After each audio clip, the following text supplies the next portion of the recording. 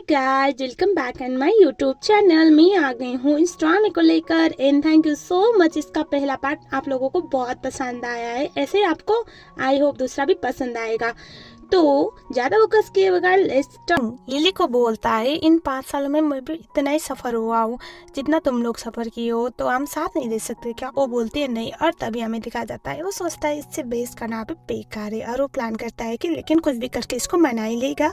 Next दिखाया जाता है जहाँ पर बाव को असिस्टेंट उठा के लेके जाता है। लिली रुकने की ट्राई कर रही थी लेकिन जिंग उससे रोक लेता है और बोलता है तुम नहीं जा सकती। वो बोलती है को मेरा बेटा है और तुम कहाँ पर लेके जा रहे हो उसे? वो बोलता है मैं कहीं भी लेके जाओ, वो सिर्फ तुम्हारा नहीं, मैं भी उसका बाप हूँ और मैं भी उसके लिए अच्छा ही सोचता हूँ। उस टाइम पे वो उसे बोलते हैं छोड़ो मुझे, लेकिन तभी उसके हाथ पे कट। वो बोलते हैं सॉरी जानबूझ के नहीं हुआ है। तभी वो बोलता है पर मुझे लग गया ना। बोलता है कि तुम्हें ऐसा कुछ करना नहीं चाहिए था। तभी वो बोलते हैं मेरे पास फर्स्ट एड किट है, डोंट वरी। वो बोलते हैं छोटी सी तो चोट है। तभी वो बोलता है ये तो अटेम्प्ट टू मर्डर है और मैं तुम्हें इस चार्ज में जेल डाल सकता हूँ, तुम्हें पता है ना। तभी वो बोलते हैं पागल हो गए इतने से चोट के लिए, और अगर तुम मुझे ना रोके होते तो तुम्हें चोट ही ना लगती। छोटी सी चोट है, मुझे पता है तुम इससे भी ज्यादा बड़े बड़े चोट को हैंडल कर। बोलता है अगर तुम नहीं चाहते कि मैं कोई केस ना करो तुम्हें इस बात के लिए तो तुम आओ मेरे साथ। वो बोलते कहाँ? तभी वो बोलता है वहाँ पर जहाँ मैं तुम्हें ले जाना चाहता हूँ, मेरे घर पे। वो बोलते सपने में भी नहीं। उसके बाद वो उससे बोलते मेरा बेटा कहाँ पर है, बाव कहाँ पर है? वो बोलता है वो तो स्कूल गया है। बाद में पता चला उसे स्कूल ले जाने के लिए लेके गया था और यहाँ पर लिली फोकट में परेशान हो रही थी। लिली बहुत ज्यादा इरिटेट हो जाती है, उससे धक्का देकर घर से बाहर कर देती है। कुछ देर बाद दिखाया जाता है दरवाजा नॉक नॉक होता है। लिली सोचती है कि जेंग होगा, इसीलिए उसे पीटने के लिए बाहर आ रहे होते हैं। तभी वहाँ पर असिस्टेंट था। असिस्टेंट बोलता है हम आपके अगेंस्ट केस कर रही है, देखो मिस्टर जेंग का रिपोर्ट, आपने इतना बड़ा कट लगा दिया, देखो उनके साथ क्या हेल्थ इश्यू हुआ है। वो देखते रिपोर्ट, वो तो शॉक में आती है, उसे समझ में आता है उसने सब कुछ परेशान करने के लिए किया है। तभी जेंग का असिस्टेंट बोलता है अगर आप चाहते हो इनमें से कुछ भी प्रॉब्लम ना हो तो हम प्राइवेटली भी बात को सेटल कर सकते हैं। आप और आपका बेबी, जिंग का बेबी, अगर उनके साथ रहने के लिए जाएंगे तो उस टाइम पे मिस्टर जिंग कुछ केस वेस नहीं करने वाले, वरना केस वेस हुआ आप जेल जाएंगे और कस्टडी तो डायरेक्टली पापा को मिल जाएगा, आपको पता है। और उनके पास फाइनेंशियली अच्छा स्ट्रॉन्ग फाउंडेशन भी है। लिली बोलती है अच्छा। उसके बाद वो बोलती है जरा रुकना मैं पैक करके आई। उसके बाद वो अंदर जाती है और इतना बड़ा झाड़ू लेकर उसके पीछे पीटने के लिए दौड़ती है और उसके बाद वो वहाँ से डर के मारे भाग जाता है। वो दिन से जेंग और उसके असिस्टेंट ने ठान लिया था कि लिली को किसी भी कीमत पर कन्विंस करना है और अपने बेबी और लिली को अपने साथ रहने के लिए लेके जाना है। लेकिन लिली तो मानने के लिए तैयार नहीं थी। असिस्टेंट उसे बोलता है बॉस आई थिंक हमें कुछ और करना पड़ेगा। वो बोलता है क्या? तभी वो बोलता है जबरदस्ती नहीं चलता, वो दिल से चाहे तो ये आपके साथ आएंगे ना। तो तभी उसे घूर के दिखता है। वो बोलता है नहीं बॉस सॉरी। उसके बाद वो बोलता है डोंट वरी, वो कैसे मुझे अच्छी तरह से पता है, उसकी जिद को कैसे तोड़ना है वो भी मुझे आता है, तो कोई बात नहीं, वो मेरी वाइफ है और वो मेरा बेबी है, उन दोनों के लिए मैं कुछ भी कर सकता हूँ। ठीक है, 1 हफ्ते तक यहीं पर बुकरतान में रहना पड़े तो भी रह लूंगा। और तभी हमें दिखा जाता है लिली वहाँ पर सामान कचरा फेंकने के लिए आई थी, डस्टबिन में कचरा फेंक दिया और उसे देखे बगैर ही वहाँ से चली जाती है। वो जाती उससे पहले बोलता है इतना बड़ा इंसान पिछले 2 दिन से यहाँ पर पड़ा हूँ। तभी वो उसके पास आती है और बोलती है मिस्टर जिंग आप यहाँ पर हो, मुझे लगा था कि आईसीयू में पड़े होंगे क्योंकि मेरे पास तो वैसे ही रिपोर्ट आए थे। वो बोलता है नहीं मुझे पड़े रहना, लेकिन सिर्फ तुम्हारे बेड पे। और तभी वो बोलती है कि क्या साबित करना चाहते हो? वो बोलता है कुछ नहीं, चलो मेरे साथ, बाकी तो मुझे कुछ नहीं चाहिए। वो बोलता है कोई बात नहीं, एक काम करो, आपको केस करना है मेरे ऊपर, करो जाओ और बच्चे की कस्टडी लेके जाओ, वरना सपने में भी नहीं आ रही मैं आपके साथ, ऐसा वो बोलती है। उसके बाद वहाँ से चली जाती है। एक और बार जिंग का पोपट होता है। उसके बाद दिखाया जाता है लिली देख रही थी कि अभी भी वहाँ पर जिंग तो बैठा हुआ है पर्दे खोलकर। उसके बाद वो अंदर जाती है। उसका बेबी बोलता है कि मम्मा हम पापा के साथ रहने के लिए कब जा रहे हैं? ये सुनने के बाद वो बोलते हैं आपको पापा इतना पसंद है? वो बोलता है हाँ मुझे पापा बहुत पसंद है, मुझे पापा के साथ खेलना है, पापा के साथ सोना है, पापा कितने अच्छे हैं और आपको और मुझे प्रोटेक्ट करेंगे, मुझे पता है पापा बहुत अच्छे इंसान है। और तभी वो मन में कुछ सोचने लगती है। तभी वहाँ पर एक इंसान घुसता है, दिखने में एक मिड एज टाइप का इंसान था, मतलब मिड एज वाला ग्रुप। और वो आगे सीधा लिली को बोलता है चुपचाप यहाँ पर बैठो, और उसके बाद लिली को बांधने लगता है। लिली बोलती है कौन हो तुम? और बच्चा तो डर जाता है। और तभी बच्चा बोलती है प्लीज बेबी टेंशन मत लो। और तभी वो बोलती है कौन हो तुम और तुम यहाँ पर क्यों आए हो? अगर तुम्हें यहाँ पर आते हुए किसी ने देख लिया तो तुम्हारी जान भी जा सकती है। तभी वो बोलती है, तभी वो इंसान बोलता है मुझे यहाँ पर तुम्हें खत्म करने के लिए भेजा गया है, तुम ऑलरेडी कुछ लोगों के लिए बहुत प्रॉब्लम डाल रही हो। तभी वो तो कैमरा ऑन करने लगता है और उसको ख़त्म करने के लिए जो भी कांड करने वाला था उसका वीडियो बनाने लगता है। लिली बोलते कि आई थिंक जिसने भी तुम्हें मेरे पीछे भेजा हुआ है मुझे मारने के लिए। उसे पता नहीं कि मैं कौन हूँ, मेरा हस्बैंड कौन है। अगर जेंग को पता चलेगा तो वो तुम्हें नहीं छोड़ेगा और वो नीचे ही था कि, लेकिन वो यहाँ पर तो नहीं है ना, और क्या फ़र्क पड़ता है। और तभी लिली बोलती है, लेकिन यहाँ पर कमरे में लाइट ऑन है, अगर उसे थोड़ा सा भी भनक लगा ना कि मेरे साथ क्या हो रहा है उस टाइम पे, तो मैं तो जिंदा दफना देगा। इसीलिए काम करो, मेरे साथ जो करना है करो, लेकिन लाइट ऑफ करो, ताकि उसे आइडिया ना लगे। उसे लगता है अच्छा आइडिया है। उसके बाद वो लाइट ऑफ करता है और नीचे जेंग और उसका असिस्टेंट होते हैं, और उस टाइम पे वो वहाँ पर बैठे हुए होते हैं। और तभी असिस्टेंट बोलता है, बॉस आज तो 2 घंटे पहले ही लाइट ऑफ हुआ है, ज़्यादा थकी हुई है मैडम। वो बोलता है, पर वो काम भी तो नहीं काम करने जा रहे, 2 दिन से तो घर पर पड़ी हुई है, इतनी जल्दी। उसका तो लगता है कुछ गड़बड़ है। उसके बाद वो ऊपर की तरफ चले जाता है। उसके बाद दिखाया जाता है वहाँ पर वो बंदा लिली को कुछ करता, उससे पहले वहाँ पर जेंग घुस आता है और उसके बाद उसके हाथ पे बंदूक चला देता है। जेंग जैसे उसे देखता है वो समझ जाता है ये कौन है। दरअसल जेंग के ग्रैंडपा ने भेजा हुआ था इसको शायद, और बाकी चीज़ आपको बाद में पता चलेगा। वो उसे बोलता है कि तुम्हें मेरे बीबी और मेरे बच्चे को कुछ करना नहीं चाहिए। दुनिया में हर किसी से पंगा लेते, लेकिन मुझसे नहीं, मेरे अपनों को हट करोगे। उसके बाद हमें दिखाया जाता है बच्चा डरा हुआ था। लिली बोलते है बेबी को कि आंखें बंद करो। उसके बाद हमें दिखाया जाता है जो लिली थी उसको गोदी में उठाकर बाव को बोलता है कि तुम भी मेरे पास मेरे साथ आओ। उसके बाद वो उसे अंदर रूम की तरफ लेके चला जाता है। उसके बाद वो उससे बोलती है कि वो लोग कौन है मुझे पता है, मुझे लगता है कीथ ने भेजा होगा। कीथ उसका कॉजन ब्रदर था और ग्रैंडपा का कुछ ज़्यादा चाहिए था। तभी वो बोलता है हाँ मुझे आइडिया है कि वो किसने भेजा होगा, लेकिन अगर तुम मेरे साथ रहने जाओगे ना उस टाइम पे कुछ इश्यू नहीं होगा। और वो बोलता है लेकिन तुम टेंशन मत लो, इसकी तो मैं जान ले लूँगा, क्योंकि इसलिए गलती कर दी तुम्हें और मेरे बच्चे को हाथ लगा कर। और तभी वो उससे बोलता है लेकिन मुझे क्या लगता है ना तुम्हें मेरे साथ चल लेना चाहिए, अगर तुम माइंड ना करो तो कब तक मैं यहाँ पर बैठूंगा। और तभी वो बोलती है इसका मतलब तुम्हें पता था मेरी जान खतरे में, इसीलिए तुम पिछले 2 दिन से यहाँ पर थे ना। तब पता चलता है कि यहाँ पर जेंग उसे मनाने से ज़्यादा तो उसकी रखवाली करने के लिए यहाँ पर बैठा हुआ था। वो बोलती है ठीक है, मन ही मन में सोचती है मैं जेंग के साथ जाऊँगी, एटलीस्ट मेरा बच्चा रहेगा, क्योंकि जेंग की फैमिली लिली को बिल्कुल पसंद नहीं करती थी और उसकी जान लेने के लिए वो कुछ भी कर सकते थे। और उसके बाद वो ओके बोल देती है। जेंग बहुत खुश होता है। उसके बाद वो उसकी सामान पैक करने लग जाता है। बाद लिली अपना सामान पैक करके निकलने वाली होती है, तब वहाँ पर वो अपने दोस्त को देखती है। वो बोलता है कहाँ पर जा रही हो, तभी वो बोलती है मैं घर जा रही हूँ। और तभी वहाँ पर दूर से जेंग तो देख रहा था। बोलता है मतलब तुम जेंग के साथ रहने जा रही हो। वो बोलती है इतने सालों में तुमने जो भी किया उसके लिए थैंक यू सो मच, तुम्हारी वजह से आज तक मैं और मेरा बच्चा सर्वाइव कर पाए हैं। तभी वो उससे बोलता है मुझे तुम्हें कुछ बोलना है। वो बोलती है बोलो। तभी वो बोलता है क्या तुम मुझे एक चांस नहीं दे सकती हो, हिम्मत करके अपने दिल की बात बता दे। बहुत सोचती है और बोलते हैं आई एम सॉरी, मेरे लिए मेरा बच्चा बहुत मैटर कर। बाद वहाँ पर जेंग आता है। जेंग सीधा लिली के कंधे पे हाथ रखता है, लिली उसको मारती है। और इस टाइम पे वो जिस तरह से अपना हक दिखा रहा था ना कि ये मेरी बीबी है, तुझे इस पे ट्राई करना ही नहीं चाहिए था। उसके बाद हमें दिखाया जाता है जो जेंग था वो सूटकेस ले आता है। वहाँ पर बहुत बड़ा स्पेस था, लेकिन वो सिर्फ लिली के फ्रेंड के साइड पर ऐसे कोने मारकर वहाँ से चला जाता है, जैसे कि उसके रास्ते में आया था। और उसके बाद अब हम देखते हैं अगले सीन में, जहाँ पर घर पर जाएंगे, जहाँ पर बाव का कमरा कुछ ज़्यादा अच्छे से डेकोरेट किया गया था। बहुत सारे डॉल्स थी और खिलौने थे, जो देखकर बाव तो बहुत खुश होता है। उसके बाद देखा जाता है लिली को बोलता है तुम रूम में सामान रखो। वो बोलते ठीक है। और उसके बाद जाने वाली थी रूम में। वो बोलता है पर वो रूम में मेरा वाला रूम। तभी वो बोलती है देखो मैं तुम्हारे साथ रहने के लिए तो आई हूँ, इट डजंट मीन कि मैं तुम्हारे साथ एक रूम शेयर करूंगी। अगर तुम्हें प्रॉब्लम है तो मैं कहीं और रेंट कर लूंगी और बच्चे को लेकर चले जाऊंगी। वो बोलता है ठीक है बाबा, आप इतना भी नौटंकी मत करो। उसके बाद वो अपनी रूम में चली जाती है और तभी कॉल आता है और कॉल में ये बोला जा रहा होता है कि तुम्हें जल्द से जल्द घर पे आना है और इस बार बाव को लेके आओ। उसके बाद वो बच्चे को लेकर अपने दादाजी यानी कि बाव के ग्रेट ग्रैंड दादाजी को मिलने के लिए चले जाता है। उसके बाद दिखाया जाता है वहाँ पर दादाजी को हाय बोलता है बाव। तभी वहाँ पर अपने बंदे को बोलते हैं कि बच्चे को बाहर लेके जाओ। उसके बाद दादाजी जो होते हैं वो तो जेंग के ऊपर बरसने लगते।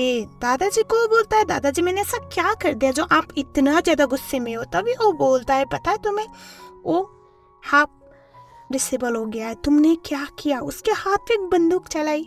और तभी वो बोलता है ओ मतलब आप मेरे कजिन ब्रदर के बारे में बात कर रही है। लेकिन आपको ये भी तो करना नहीं चाहिए था ना दादाजी। उसने मेरी बीबी और मेरे बच्चे को नुकसान पहुंचाने की ट्राई किया और आप एक्सपेक्ट कर रहे हो कि मैं उसको फूल और माला पहना के भेजूंगा? तो अभी वो बोलता है वो तुम्हारा कजिन ब्रदर था और उसके साथ अच्छे रिश्ते थे, तुम इतने बड़े स्टूपिड कैसे हो सकते हो? वो बोलता है दादाजी शुक्र मनाइए कि मैं सही वक्त पे पहुंचा और वो अभी जिंदा है। अगर मेरे बच्चे को और मेरी बीवी को कुछ हुआ होता ना तो वो जिंदा भी ना रही। बाद हमें दिखाया जाता है दादाजी बोलते हैं कि ये सब कुछ लिली की वजह से हुआ है ना, वही सबसे बड़ी जड़ है। अगर मैं तुम दोनों को साथ रहने का परमिशन ना दिया होता तो आज ये सब कुछ ना होता। वो बोलता है सही कहा दादाजी। तभी वो बोलता है ओ अंकल अंकल बोला करती थी जब हमने उसे अपने घर में अडॉप्ट किया था उस समय पर। दादाजी बोलते हैं उस लड़की को हमने अडॉप्ट करके सबसे बड़ी गलती कर दी। मैं उसे लेके आया था इस घर में, लेकिन कभी सोचा नहीं था इस घर के बड़े बेटे को जिसको वो अंकल अंकल बोलती थी उसको कभी सीड्यूस करेगी। तभी दादाजी को वो बोलता है दादाजी गलत बोला आपने, उसने मुझे सीड्यूस नहीं किया, मैंने उसको अपने बेटे तक मैं लेके आया था, इसलिए आज के बाद कभी भी आप लिली के बारे में कुछ भी मत बोलना। और तभी वो पीटने लगते हैं। तभी वहाँ पर आता है बाव। बाव बोलता है मेरे पापा को क्यों पीट रहे हो दादाजी प्लीज। और तभी वो बोलता है ओ मतलब तुम्हें प्रोटेक्ट करने के लिए कोई आ गया है और इतनी सी उम्र में, हिम्मत तो देखो इसकी। तभी वो बोलता है दादाजी आपको जितना बड़ा निकालना है जो करना है मेरे साथ कर सकते हो।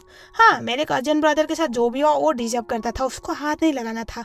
जिस वक्त उसने सोचा कि मेरे बच्चे और मेरी बीवी को हाथ भी लगाएगा उसी वक्त उसकी उल्टी गिनती शुरू हो चुकी थी। और जहाँ तक ये सब कुछ है मैंने इसलिए जला क्योंकि आप ताकि मेरे बच्चे और मेरी बीवी को हाथ ना लगाए, सोचा भी मत वरना मैं बहुत कुछ करूँगा बोल के वहाँ से वो अपनी बेबी को लेके चले जाता है। दादाजी को तो बहुत गुस्सा आता है और उसे सेमलेस कहते रह जाते हैं क्योंकि दादाजी कभी भी नहीं चाहते थे कि जिस लड़की को एक टाइम पे उसकी फैमिली ने अडॉप्ट किया था वही फैमिली के बड़े बेटे को लिली मतलब हस्बैंड बोले। नॉर्मली फैमिली के रेपुटेशन एंड लिली अपने काम से वापस गाड़ी का वेट कर रही होती है। तभी बाव से कॉल करता है और रोने लगता है। लिली बोलते क्या हुआ बेबी पहले बात बताओ। तभी वो बोलते हैं मम्मा जल्दी आ जाओ, बड़े दादाजी ने पापा को बहुत जोर से मारा और वो सांस भी नहीं ले रहे, उनको बहुत चोट आ रही है। वो बोलते हैं रिलैक्स इतना टेंशन नहीं लेते, मैं हूँ ना। तभी वो बोलते हैं मम्मा जल्दी आ जाओ, पापा को बहुत ज्यादा चोट लगी, उनको बहुत दर्द हो रहा है, मम्मा जल्दी आओ, अगर आप लेट किए तो मुझे डर है कि वो उससे पहले मरना चाहे। वो बोलते नहीं बेटा आप चिट पिटाई से कोई नहीं मरता, मैं आ रही हूँ ना।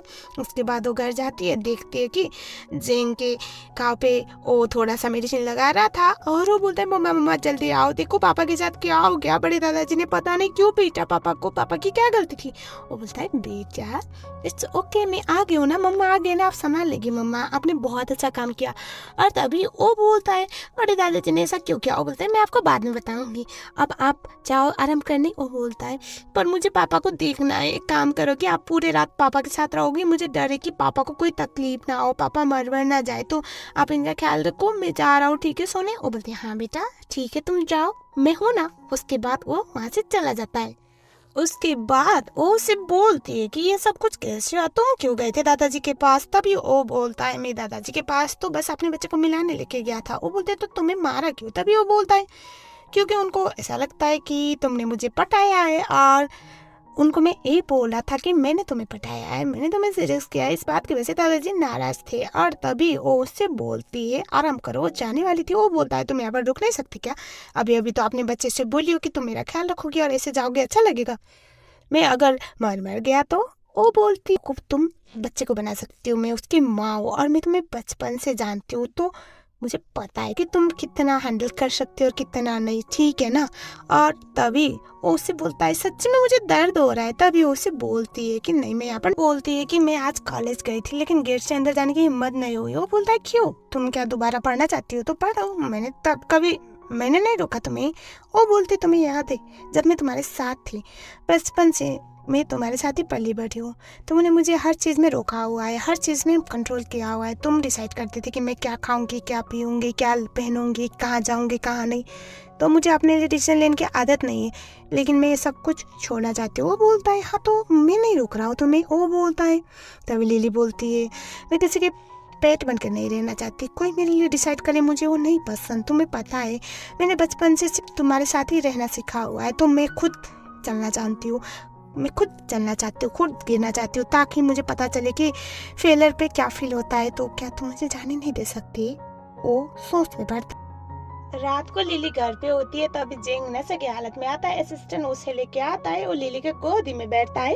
लिली बोलती है इसने इतना पी और तुम रोक नहीं पाए। वो बोलता है बॉस को मैं रोकूंगा, मैं इतनी ज्यादा बदसलूकी कैसे करूंगा मैम, वो मुझे मार डालेंगे। तभी वो लिली को चिपक रहा होता है। वो बोलती है कि तुम इसे हॉस्पिटल लेके क्यों नहीं गए। वो बोलता है बस ने मना किया और प्लीज मैम आप हैंडल करो बोल के वहां से वो भाग जाता है। ये सोचते हो कि आज सब कुछ सही हो। उसके बाद लिली को चिपक रहा था। लिली बोलती है जेंग उठो, होश में आओ, इतना क्यों पीते हो जब तुम्हें बर्दाश्त नहीं हो पा रहा। तो वो बोलता है कितनी प्यारी हो तुम, ऐसे बोलता है तुम्हारे फेस कितने सॉफ्ट है, तुम्हारा बाल कितना सॉफ्ट है, तुम्हारे हाथ बोल के उसके हाथ को किस कर देता है। वो बोलती है नशे में हो लेकिन बदतमीजी करना अभी भी नहीं भूले हो।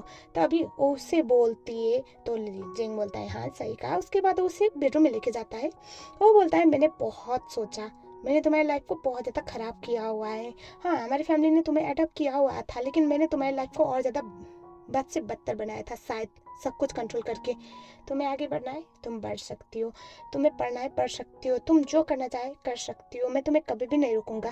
लेकिन इतना याद रखना कि अगर तुम कभी भी फेल हो या फिर तुम्हें ऐसा फील हो कि तुम अब नहीं कर पाओगी, उस टाइम पे मैं तुम्हारे पीछे खड़ा होऊंगा तुम्हें सपोर्ट करने के लिए।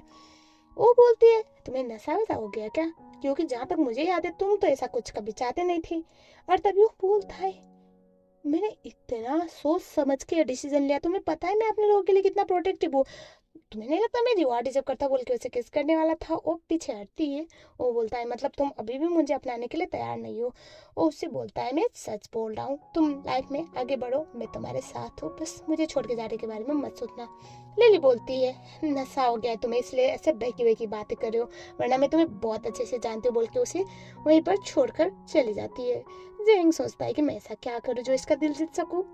और उसके बाद लिली अपने रूम में जाती है। वहाँ पर वो डायरी खोलती है जो उसके पापा का था और फ्लैशबैक याद करती है जहाँ पर लिली को पिछले 10 साल से जिनकी फैमिली ने अडॉप्ट करके रखा हुआ था। और ऐसा नहीं कि लिली के पापा ने उसे ढूंढने की ट्राई नहीं किया, वो चाहते थे कि उसकी बेटी मिले पुलिस स्टेशन और सब कुछ जगह पे, लेकिन क्योंकि जिनकी फैमिली इतनी ज़्यादा इन्फ्लुएंशियल थी उन लोगों ने एडॉप्टेड डॉटर का सारा जो भी एविडेंस हो सकता था सब कुछ मिटा दिया था, जिस बात की वजह से वो कभी मिल ही नहीं पाए थे। और जब लिली को पता चला उसके पापा भी बहुत खुश थी, उसे बहुत अच्छा लगा था कि वो अबाउंडेड नहीं थी, मतलब उसे छोड़ा नहीं गया था। एंड देन हम देखते हैं जो लिली थी वो अपने पापा की डेड बॉडी देख के बहुत रोती है, मतलब जो फ्लैशबैक में था और उसके बाद अभी प्रेजेंट में कहीं ना कहीं लिली अपने डैड की मौत के लिए उसी को जिम्मेदार ठहराती थी और वो अपने आप से बोल रही थी कि वो और मैं कभी भी एक दूसरे के साथ नहीं हो सकती।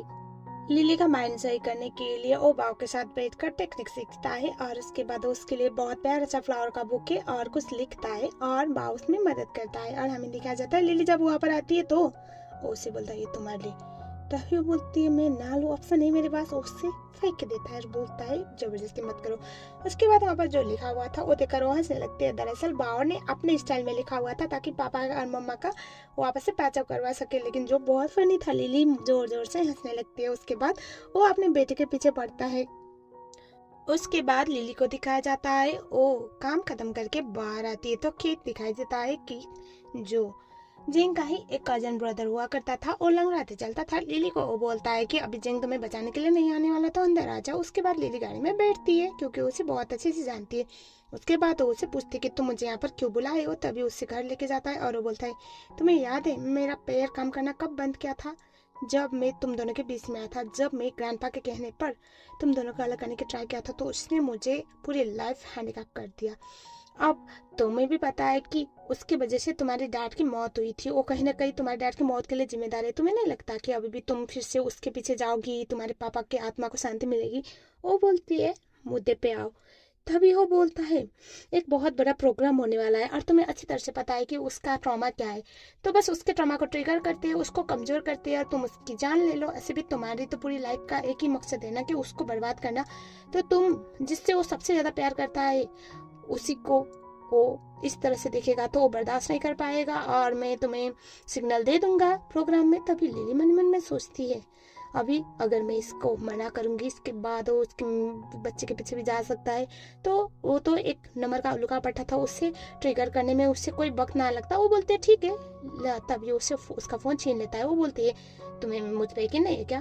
तभी वो बोलता है नहीं यकीन तो है लेकिन फिर भी जब तक तुम मेरा काम ना करो तब तक मैं तुम्हें ये फ़ोन नहीं देने वाला। और उसके बाद हम देखते हैं अब अगले सीन, जहाँ पर एक बहुत बड़ा प्रोग्राम प्रेजेंटेशन चल रहा होता है। तभी प्रोग्राम के बीच में हमें दिखाया जाता है जो विजुअल डिस्प्ले था, वहाँ पर एक सीन दिखाया जाता है जो रिकॉर्डेड था, जो ऑफिस की बातें कितने ही रिकॉर्ड करवाया था, जहाँ पर एक बच्चा था जो अपने पापा के साथ बात कर रहा था और दूसरी औरत जो उसकी मॉम थी वो आके उसे मार देती है। जो देखने के बाद तो वो तो शॉक में, और ये देख के अब वो भी ट्रिगर होने लगता है, वो बहुत ज्यादा पैनिक करने लगता है। हमें फ्लैशबैक में दिखाया जाता है जहाँ पर जेंग दो था, वो अपने पापा के साथ था, बहुत खुश था। एंड तभी उसकी माँ आती है, उसके पापा को उसके आंखों के सामने स्टॉप करती है। डैड तो शॉक में, प्लस जेंग क्योंकि छोटा बच्चा जो 8 साल का था उसके लिए तो शॉक ही था ना।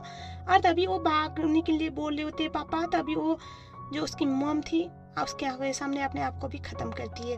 जेंग के लिए ट्रॉमा था, ये देखकर उसको उसका पास ट्रॉमा आता है, बहुत ज्यादा कांपने लगता है। लिली को कि चाकू देता है और वो बोलता है अभी के अभी उसे मारो, तुम्हारा बदला लेने का यही परफेक्ट टाइम है। तभी हमें दिखाया जाता है लिली उसे धक्का देती है। उसके बाद यहाँ पर जेंग को कुछ भी उल्टा सीधा सवाल पूछा जाने वाला होता है, तभी लिली उनको चाकू दिखाती है और बोलती है अगर किसी ने भी कोई गलती की ना तो मैं नहीं छोड़ूंगी। उसके बाद असिस्टेंट जाके वीडियो प्ले रोक देता है और उसके बाद जेंग के पास जाती है और उस जेंग को जोर से हक करती है और बोलती है उधर मत देखो, मैं हूं ना, देखो मेरे पास, तुम्हारे पास मैं हूं ना, तुम्हें ये सब कुछ याद करने की कोई जरूरत नहीं है, वो एक बुरा ट्रॉमा था, वो कभी दोबारा नहीं दोहरेगा।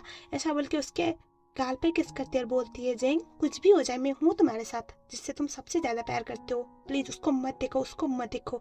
और उस टाइम पे जेंग बहुत ज्यादा ट्रॉमेटाइज था, उसको जोर से हक करके रोने लगता है। लिली उसे कंसोल करती है और ये मोमेंट सच्ची में गाइस काफी ज्यादा प्यारा थी, जब उसको अपने मॉम और डैड को इस हाल में मरते हुए देखना पड़ा। उसके बाद जिंग के लिए बहुत बड़ा ट्रॉमा हुआ था और तभी हमें दिखाया जाता है दादाजी ने एक लड़की को एडॉप्ट किया था क्योंकि वो रोड पे रोते हुए उनको मिली थी।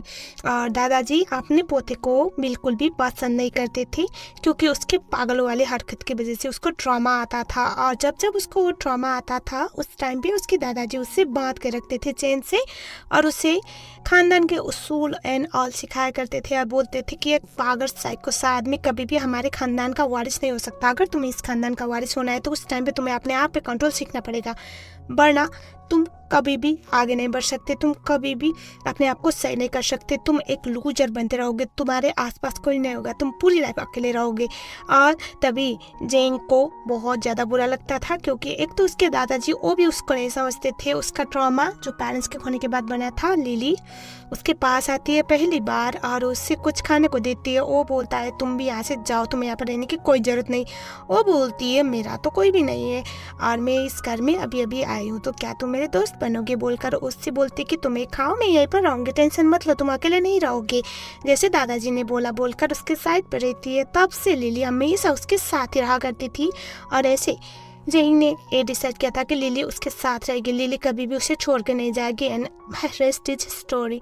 अभी प्रेजेंट में जहाँ पर इतना बड़ा ट्रॉमा इतने सालों के बाद उसे दोबारा लगा था, इस बात की वजह से जेंग फिर से अपने आप को चैन से बात कर वहाँ पर रखा हुआ था ताकि उसे कुछ फील ना हो या फिर वो कोई बेवकूफ़ी ना करे, किसी को हर्ट ना करे। लिली उसके पास जाते हो और लिली को बोलता है कि तुम्हें मुझे ऐसे देखकर बहुत अच्छा लग रहा होगा, लिली प्लीज यहाँ से जाओ।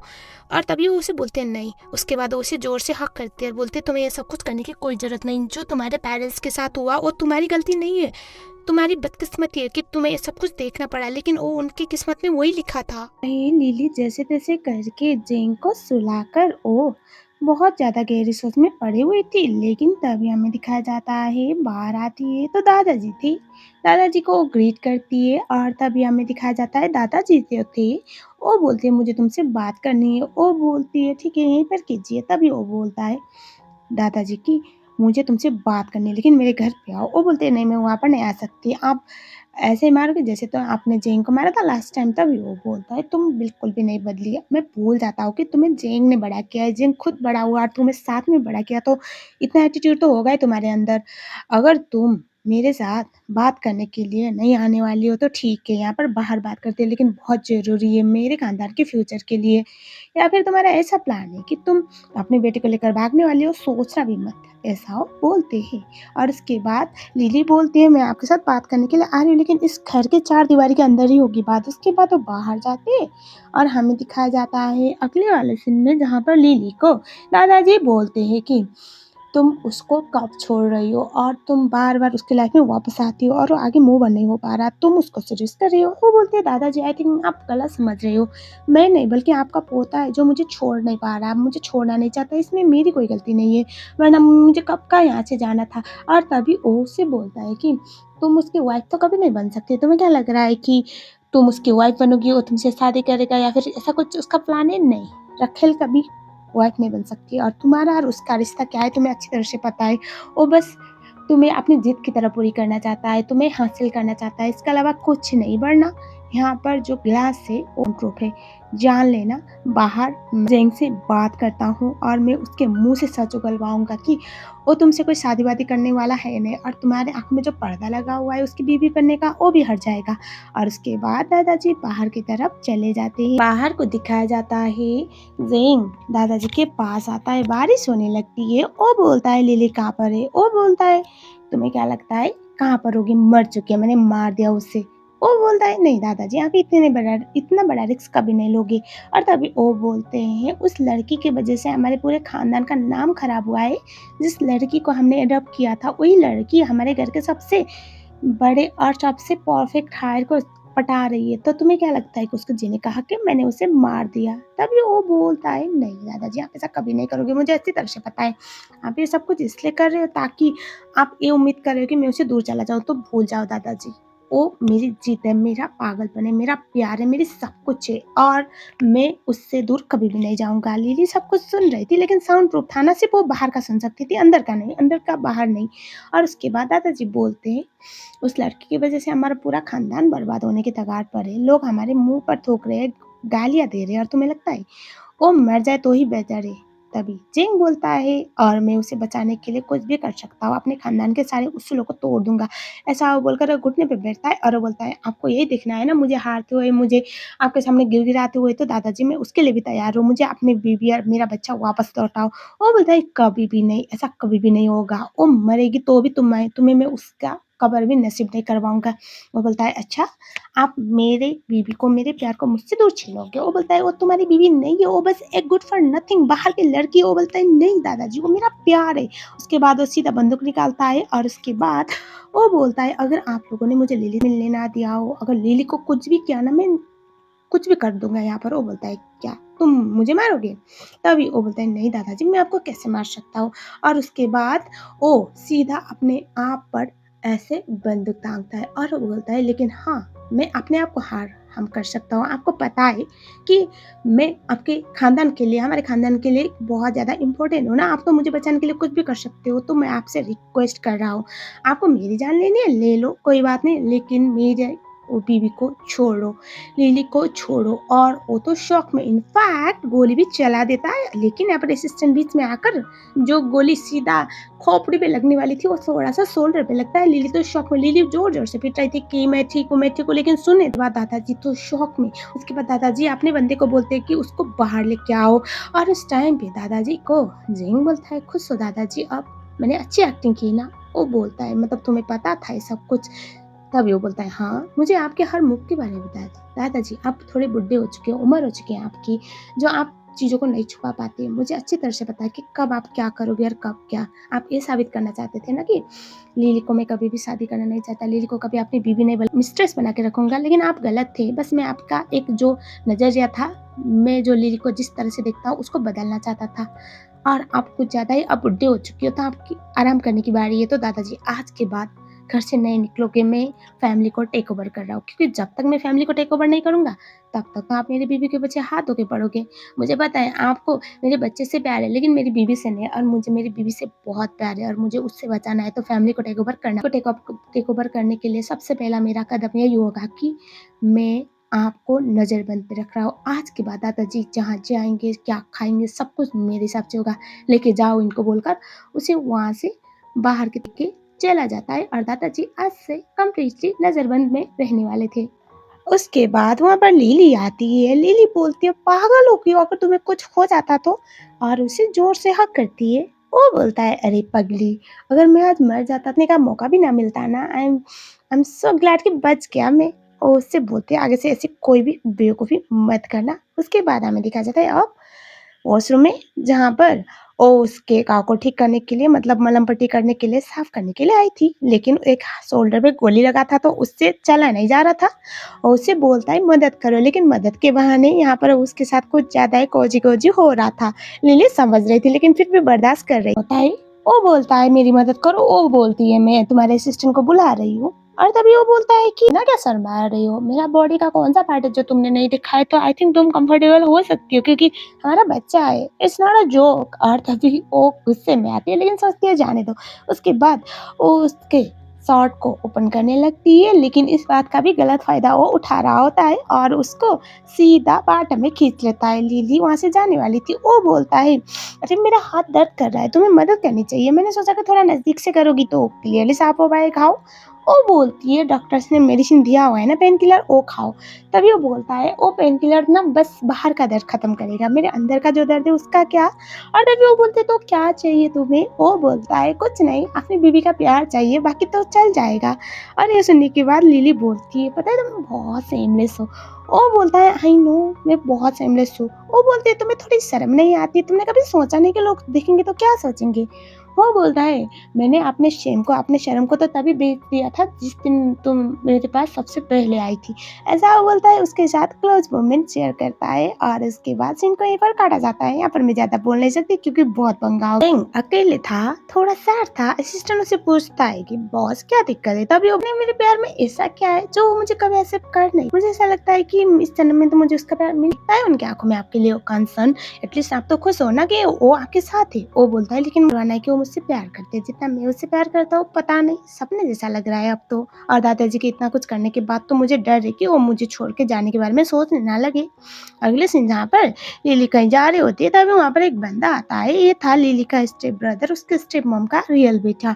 तो उससे गालियाँ देने लगता है कि इतने सालों बाद तुम मिली हो। तभी लिली बोलती है कि तुम लोग तो रह रहे हो ना मेरे पापा के घर पर, तो अब मुझे परेशान करना बंद करो, मैंने कभी कुछ क्लेम किया। तभी वो उसे बोला होता है कि मुझे तुमसे पैसे चाहिए। वो बोलती है, तुम लोग को अय्याशियाँ करवाने के लिए तो मैं तुम्हें पैसे नहीं दे सकती ना। तभी वो उसे तमाचा लगाने वाला था। तभी वहाँ पर जेंग और असिस्टेंट आ पहुँचते। उसके बाद जेंग जो था वो लिली को बोलता है कि साले साहब का जो भी चुराई का रस्म का जो भी पैसा है वो दे देगा हमारा बंदा, चलो बोल कर अंदर अंदर लेके जाता है गाड़ी में। गाड़ी में ये दोनों देख रहे होते हैं और असिस्टेंट उसकी अच्छी खासी धुलाई कर रहा था।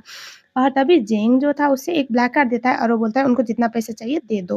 तभी वो बोलते नहीं, वो लोग ये डिजर्व नहीं करते, ऑलरेडी मेरे पापा के घर में रह रहे हैं और मैंने अपने पापा के घर को छोड़ दिया है, कभी मैं वहाँ पर वापस जाना भी नहीं चाहती और अब मैं उन लोगों को और ज़्यादा बिल्कुल भी नहीं कर सकती सपोर्ट, ऐसा वो बोलती। हमें दिखाया जाता है लिली बहुत अच्छे अच्छे डिजाइन वाले पेपर बना रही थी और वहाँ पर जिंग उसकी तारीफें कर रहा था, उसके साथ मस्ती कर रहा था। अगले सीन में दिखाया जाता है क्योंकि लिली का जो डिजाइन है बहुत अच्छे दामों में बिक चुका था। एक बहुत बड़ी एक्ट्रेस थी जिसने लिली को उनके लिए अप्रिशिएट भी किया और इस बात की वजह से जिंग खुश था। लिली धीरे धीरे करके अपने बाहर वाले सर्कल में भी एडजस्ट हो रही थी और हमें दिखाया जाता है लिली घर पर होती है। तभी वहाँ पर उसके स्टेप मॉम और उसका स्टेप ब्रदर आते हैं और लिली को तो तमाचा लगाते हैं। और लिली की जो स्टेप मॉम थी उसे पूछती है कि पैसे कहाँ पर है। तभी वो बोलते हैं, पैसे कौन से पैसे। तभी वो बोलते हैं, वही पैसे जो तुम अभी फिर से इसके पास वापस आई हो तो हमें कम्पनसेशन तो देना पड़ेगा ना। तभी वो उससे बोलते कि मेरे पास कोई पैसे नहीं है और मैं ऑलरेडी पैसे दे, कितना पैसा दूंगी आप लोगों को बताओ। और तभी उसका जो भाई था वो ये बोलने लगता है कि तब तक तुम्हें पैसा देना पड़ेगा जब तक तुम थक ना जाओ, तुम मर ना जाओ, वरना रिचर से डैड मरे थे ऐसे तुम भी मर जाओगी। वो बोलते क्या। तभी उसकी मॉम अपने बेटे को कुछ भी आल टाल करके वहाँ से लेकर चली जाती है। लिली सोचती है कहना क्या चाहती है, कॉल करती है किसी को और बोलती है कि मेरे डैड की मौत का असली रीजन जानना है मुझे लग नहीं रहा जो दिखाया जा रहा है मुझे वो सच है। अगले सीन में जहाँ पर लिली बहुत सैड थी बेड पर, तब वहाँ पर जिंग आता है। जिंग को ऐसे हक करती है और बोलती है कि मुझे कुछ देर ऐसे रहना है। जिंग समझ नहीं पाता कि क्या हुआ है और बाद में अपने असिस्टेंट को पूछता है तो उसका असिस्टेंट बोलता है कि आज उसके स्टेप मॉम और उसका स्टेप ब्रदर आए थे, तो मुझे लगता है कुछ तो ऐसा हुआ है, ट्रिगर हुआ है जिस बात की वजह से मैं काफ़ी ऑफिस के बाद वो बोलता है तब तो अब प्रॉब्लम को सॉल्व करना पड़ेगा। सबसे पहले तो मुझे कीथ का कुछ इंतजाम करना पड़ेगा क्योंकि वो भी इन्वॉल्व है। मेरे फादर इन लॉ की डेथ में मुझे अच्छी तरह से पता है। सबसे पहले उसका सफाया करता हूँ और उसके बाद बचा हुआ और उसके बाद वो चला जाता है। असिस्टेंट काट करके लिली को सच बता देता है कि वो कुछ करने वाले, इससे पहले रोको। उसके बाद लिली भाग के जाती है जहाँ पर किड से वो मिलने जाने वाला था। नीचे पार्किंग एरिया में आके उसे रोकती है और बोलती है कि तुम क्या करना चाहते हो, प्लीज़ ऐसी कोई बेवकूफ़ी मत करना, तुम जेल नहीं जा सकते। तभी वो बोलता है, बेबी डोंट वरी, मैं जेल नहीं जाने वाला, लेकिन हाँ अब इंसाफ करने का टाइम आ चुका है। ऑलरेडी इन लोगों ने हमारी लाइफ को झंड करके रखी हुई है। उसके बाद वो बोलते ठीक है। असिस्टेंट सोचता है कि मैं तो इनको यहाँ पर समझाने के लिए बुलाया था, लेकिन यहाँ पर तो ये तो कमाल है मियाँ बीबी, मैं भूल क्यों जाता हूँ कि ये दोनों साथ में पले बड़े हैं। उसके बाद हमें दिखाया जाता है अंदर, जहाँ पर किड के पास जाता है जेंग और उसके बाद वो उससे ट्रूथ सीरम पिलाता है, ट्रूथ वाला मेडिसिन, और जहाँ पर अब वो अपना सारा गुनाह कबूल करने वाला था। उसके बाद बाहर आता है, लिली बोलती है सब कुछ सही रहा क्या, क्या हमारे प्लान के हिसाब से हो जाएगा? वो बोलता है हाँ वाइफी हो जाएगा, लेकिन तुम्हें नहीं लगता कि मैं रिवार्ड डिजर्व करता हूँ, बोल के उसकी गाल को किस करता है। वो बोलती है अगर तुम सब कुछ सही हिसाब से करते जाओगी तो ऑब्वियसली रिवार्ड तो तुम जरूर। बात घर वाला सीन दिखाया जाता है जहाँ पर लिली जो होती है उसको बाव बोलता है मम्मा आप ढेर सारा खाना खाओ, और पापा को ज्यादा देता नहीं है। वो बोलता है मम्मा के लिए इतना सारा खाना और मुझे कुछ नहीं, क्यों? तब वो बोलता है पापा, और वो बोलता है कि मैंने आपको ये बोलते सुना था मम्मा के साथ कि आपको उनको कुछ ट्रीट देना चाहिए, कुछ रिवार्ड चाहिए। मीन्स आप कुछ खा रहे हो ना रात को भी, तो दिन में खाने की क्या जरूरत है, आप वो भी मेरे बगैर खा रहे हो। दोनों ही चुप हो जाते हैं और तभी हमें दिखाया जाता है वो दोनों कुछ काम का बहाना करके वहाँ से निकल लेते। लिली अपने स्टेप मॉम के घर पे जाती है, मतलब उसके पापा का घर जो वो कभी क्लीन की नहीं थी, वहाँ पर जाके उनको पैसे देती है और वो बोलती है मैं यहाँ पर इसलिए आई हूँ ताकि मुझे अपने पापा की आखिरी निशानी और मेरे कुछ सामान लेने का मौका मिले। वो बोलती है हाँ ले लो, क्योंकि पैसों की बात तो उनका तो ऑलरेडी मूड अच्छा था। उसके बाद हमें दिखा जाता है जैसे वो सामान लेने के लिए अंदर जाती है तो लिली जो होती है वो वहाँ पर कैमरा लगा देती है। घर पे आती है लिली, उसके बाद हमें दिखाया जाता है वहाँ पर ओ जैसे जेंग घर के अंदर आता है रूम में, तो वो देखता है कि लिली वीडियो देख रही होती है जहाँ पर उसकी स्टेप मॉम बैठी हुई थी। उसका स्टेप ब्रदर आता है और वो बोलता है पैसे कहाँ पर है। उसकी स्टेप मॉम उसे डांट रही थी उसकी गैम्बलिंग की आदत की वजह से ये सब कुछ हो रहा है। तभी उसका बेटा बोलता है कि मुझे इस तरह से ताने मत दिया करो, मैं तुम्हारा इकलौता बेटा हूँ, अगर तुम्हारी बेटी को पता चलेगा कि तुम्हारे हस्बैंड को मारने के पीछे तुम्हारा हाथ है तो क्या होगा। तभी उसे पीटने वाली होती है, उसे रोक देता है और वो बोलता है आज तक तो लिली यही सोचती रहती है ना जेंग की वजह से उसके पापा की, मेरे सोकल फादर की डेथ हुई है, लेकिन रियलिटी तो ये है ना कि उसकी प्यारी वाइफ ने उसे ड्रग दिया था और उसे जंप लगाने में मजबूर किया था, और इतने ये गलतफहमी दोनों के बीच में चल रहा है। और ये सब कुछ सुन के तो लिली शॉक में, लिली बहुत ज़्यादा रोने लगती है। जेंग उसे बोलता है कि डोंट वरी मैं हूँ, और तभी उसे जोर से हक करती है। वो उसे बोलता है तुम आँख बंद करोगी खोलोगी तो भी मैं मिल जाऊँगा, डोंट वरी। वो बोलती है मुझे उन दोनों को नहीं छोड़ना, उन दोनों को पे करना पड़ेगा। वो बोलता है हाँ हम दोनों मिलकर पे करवाएंगे, डोंट वरी बेबी। उसके बाद हमें दिखाया जाता है जो लिली का भाई था उसको पीटा जा रहा होता है, तभी जेंग और लिली भी जा रहे होते हैं। लिली को जेंग बोलता है क्या तुम अकेले जाओगे या मुझे भी जाना है। तभी वो बोलती है विक्टिम सिर्फ मैं नहीं तुम भी हो, 5 साल तक मैंने तुम्हें गलत समझा, 5 साल तक मैंने तुम्हें खूनी समझा और इसमें तुम भी डिजर्व करते हो, चलो साथ में आज इंसाफ करते हैं। उसके बाद वहाँ पर जाने के बाद उसका स्टेप ब्रदर इमेजिन कर रहा था, एक्सपेक्ट कर रहा था कि लिली बचा लेगी, लेकिन यस अब इतना नहीं खींचते बातों को तो फाइनली ये दोनों एक्सपोज हो जाते हैं। और लिली तो ऐसे तो उनकी जान लेना चाहती थी लेकिन ले नहीं सकती थी, तो अब इसके स्टेप ब्रदर इसके स्टेप मॉम को जेल पे डाला जाता है। उसको वापस आते टाइम लिली बहुत ज़्यादा ख़राब हालत में थी और तभी हमें दिखाया जाता है जेंग जो था उसके पीछे पीछे था। लिली कुछ देर ऐसे चलती है और जेंग उसके पीछे पीछे। लिली को पता चलता है कि जो एक्ट्रेस थी उसकी वजह से एक बहुत बड़े कंपनी में एजेंट डिजाइनर हायर किया गया था और उसका डिज़ाइन वो एक्ट्रेस पूरी लाइफ टाइम यूज़ करना चाहती थी, इनफैक्ट उसकी एजेंसी। और लिली बहुत खुश थी क्योंकि करियर वाइज भी वो अब बेटर कर रही थी। ये नाम देखते हैं अब लिली एक अच्छा खासा सक्सेसफुल डिजाइनर वाला ओप कर रही होती है। जेंग उसके पास आके बोलता है कि लोग ये बोलेंगे मैं अपनी बीबी को बांध के रखता हूँ, कैद करके रखता हूँ, लेकिन मुझे क्या लगता है ना तुम्हें बाहर भी अपने आप को एक्सपोज करना चाहिए क्योंकि अच्छी दुनिया है बाहर। वो बोलती है अरे श्योर। वो बोलता है हाँ जाओ क्लब में जाओ मजे करो एंजॉय करो, आई डोंट माइंड। और तभी हमें दिखाया जाता है अगले दिन जहाँ पर असिस्टेंट भाग के आता है और वो बोलता है मैम क्लब। वो बोलता है पर वहाँ पर इन्वायरमेंट अच्छा नहीं है। वो बोलता है मुझे अपनी वाइफ पे ट्रस्ट है, डोंट। शायद वहाँ पर कुछ लड़के जो मैम के साथ डांस कर रहे हैं, शायद वो मेल मॉडल होंगी। वो बोलता है क्या पागल है क्या? उसके बाद ये लोग भाग के चले जाते हैं क्लब में, जहाँ पर लिली एंजॉय कर रही थी। दरअसल ये मेल मॉडल जो भी लड़के थे वो उसके दोस्त बुलाए थे, लिली ने बुलाए थे, लेकिन सोचा उसने कि जस्ट डांस करने में क्या जाता है। लेकिन वो वहाँ पर कुछ देर बाद दिखती है, जिंग दूर से देखकर हंस रहा था, अब तो तुम गई वाला एक्सप्रेशन दे रहा था। उसके बाद लिली अपने आप को बचाने के लिए नौटंकी करती है कि अभी वो ज़्यादा ही ड्रंक हो गई है, और उसके बाद वहीं पर बेहोश होने का ड्रामा करती है। वहाँ पर सब लोग डर जाते हैं। जेंग बोलता है मैं तो अपने वाइफ को लेने आया था, तुम लोग एंजॉय करो एंजॉय। उसके बाद वो बोलता है वाइफ ये, तभी लिली उठती है और बोलती है अरे तुम यहाँ पर। और तभी जेंग बोलता है हाँ क्यों सैड हो, तुम इतने अच्छे अच्छे हॉट हैंडसम बॉयज के साथ डांस कर रही थी, डिस्टर्ब किया क्या मैंने? वो बोलती है तुम मेरा क्या बात करते हो, मेरे पास तो ऑलरेडी मेरा हॉट हैंडसम पैकेज है ना, बोल के उसको। मुझे पता है मैं हैंडसम हूँ, हॉट दिखता हूँ, लेकिन मुझे लगता है काफ़ी नहीं हूँ ना मैं जो बाहर जाके भी मुंह मार रही हूँ। वो बोलती है नहीं ऐसी कोई बात नहीं। उसके बाद वो उससे उठा के बोलता है कि आज घर पे जाके सब होगा। उसके बाद वो घर पे लेके जाता है, वो उससे बेड की तरफ पुश करती है। उसके बाद वो उसके गोदी में बैठती है और वो बोलती है बेबी, और फिर से दूसरे कान में बोलते हैं बेबी।